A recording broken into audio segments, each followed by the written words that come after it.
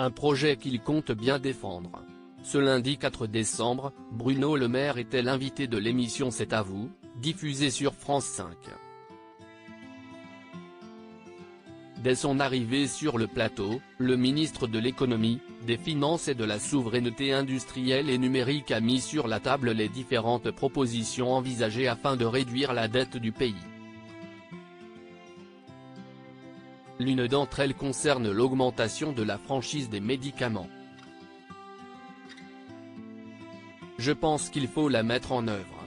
Je vais dire les choses clairement à nos compatriotes, où est-ce qu'on veut mettre l'argent ? A lancé le mari de Pauline Le Maire. Avant de développer la franchise sur les médicaments, et nous sommes des grands consommateurs de médicaments en France, elle est depuis 2008 de 50 centimes d'euros.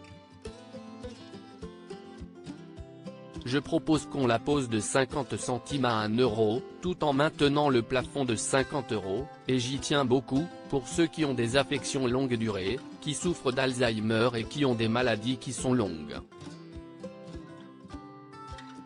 En mettant en place cette augmentation, Bruno Le Maire estime que cela va permettre de rapporter 1 milliard d'euros d'économies dès 2024. Je suis venu ici pour défendre des idées et des convictions.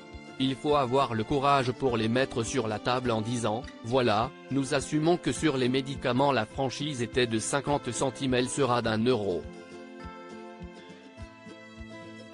Ça permet de désendetter le pays, de réduire le déficit et d'investir ailleurs, a-t-il clamé avec un ton ferme.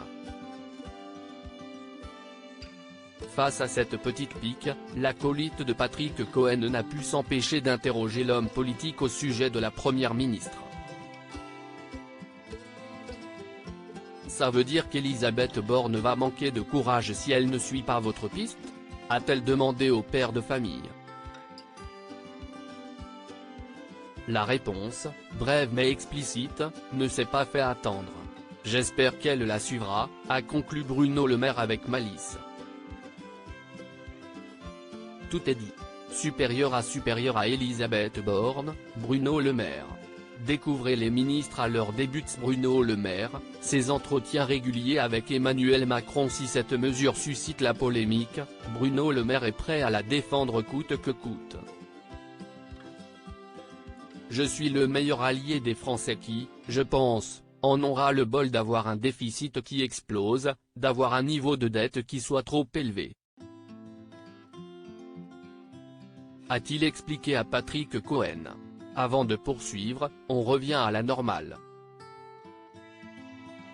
Il est donc normal de réduire la dépense publique, de réduire la dette, tout simplement pour les protéger à eux. Un projet que le locataire de Bercy a mentionné auprès du président de la République. Il est totalement conscient. On en discute très régulièrement ensemble. Ma responsabilité de ministre des Finances c'est de dire, demain, s'il y a une nouvelle crise, je pourrai vous protéger de nouveau parce que j'ai mis de l'argent de côté dont nous avons besoin. Reste à savoir si cela réussira à convaincre Elisabeth Borne. Crédit photo, capture d'écran. C'est à vous, France 5.